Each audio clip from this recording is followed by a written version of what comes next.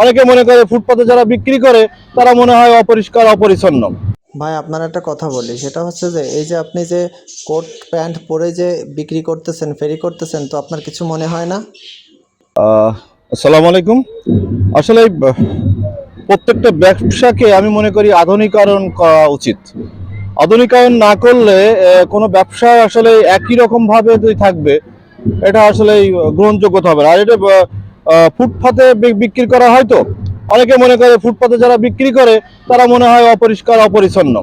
এই জন্যে আমি মাস্টার্স পাস করার পরেও এই যে বাদাম এবং চিলে খাজা এই যে বিক্রি করি, এটা আমি নিজেরা খুব স্যাটিসফাই মনে করি। কারণ কোনো ব্যবসাই ছোট না, কোনো ব্যবসা আমি ছোট বলে মনে করি না। আমি সব ব্যবসাকেই, যদি সেই ব্যবসাটা যদি হালাল পেশা হয়, তাহলে আমি সেই ব্যবসাকে একটা ভালো ব্যবসা মনে করি।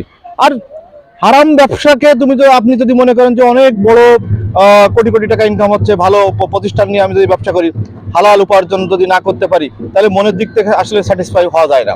এই জন্য আমি আসলেই এই মাস্টার্স পাস করার পরেও আমি এই তিলে খাজা এবং এই যে গুড়ের এখন সিজনাল যে গুড় আছে, আমাদের যশোরের বিখ্যাত খেজুরের গুড়, তাই দিয়ে আমি বানিয়েছি। দেখেন, আপনারা দেখবেন, এটা হলো নারকেলের তিলে খাজা। নারকেলের তিলে খাজা বিখ্যাত, যশোরের নারকেলের তিলে খাজা। আর এটা হলো বাদামের তিলে খাজা। আপনারা এটা খেয়ে দেখতে পারবেন যে আসলে এর যে স্বাদ। আপনার এই পেশার বয়স কত? আমার এই পেশার বয়স, আমি আজকে ধরেন প্রায় 7 বছর হবে। কি নিজে তৈরি করেন না হলো কারণ? হ্যাঁ হ্যাঁ, আমি নিজেই তৈরি করি, আমার কারিগর আছে, আমার নিজেই তৈরি করি। কিভাবে তৈরি করেন? প্রাথমিকভাবে হলো আমি প্রথমে বাজার থেকে এই বাদাম সংগ্রহ করি, তারপরে চিনি সংগ্রহ করি, গ্রাম থেকে নারকেল সংগ্রহ করি, তারপরে গ্রামের গুড়, আমাদের গ্রামের যশোরের বিখ্যাত গুড়গুলো সংগ্রহ করি। এই সংগ্রহ করে আমি আমার একটা ছোট কারখানা আছে, সেখানে নিয়ে যাই। সেখানে প্রত্যেকটা, আপনারা আমার কারখানায় যাবেন, যে দেখবেন যে প্রত্যেকটা মানুষের গায়ে হাতে গ্লাভস, গায়ে হলো ইউনিফর্ম, এই বিক্রি করা। জি ভাই, জি ভাই বলেন ভাই। বাদাম বিক্রি করতেন কোটপুরে? জি জি। আরেকটা প্রশ্ন হচ্ছে যে জি, আপনি যে বলেন। বাদাম বিক্রি করেন, তো ভাবি কিছু বলে না?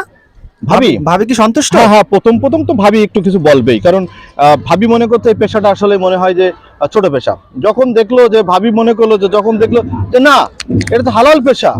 আপনি আপনি এই যে দেখেন, আমার এই যে বয়স এখন 45 বছর, আল্লাহর রহমতে, অশেষ রহমতে হালাল খাই, হালাল উপার্জন করি বলে আমার একদম দেহে কোনো রোগ নাই, রোগ বালাই নাই।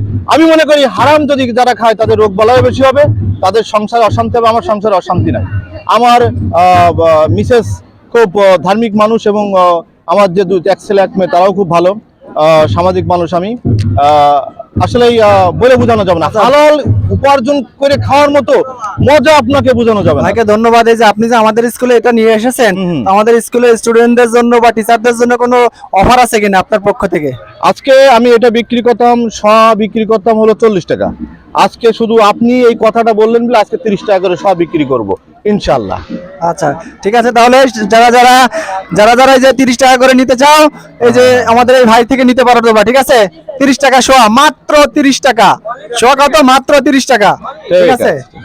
আচ্ছা, সবার সুস্বাস্থ্য দীর্ঘায়ু কামনা করে আমার কথা আমি এখানেই শেষ করলাম।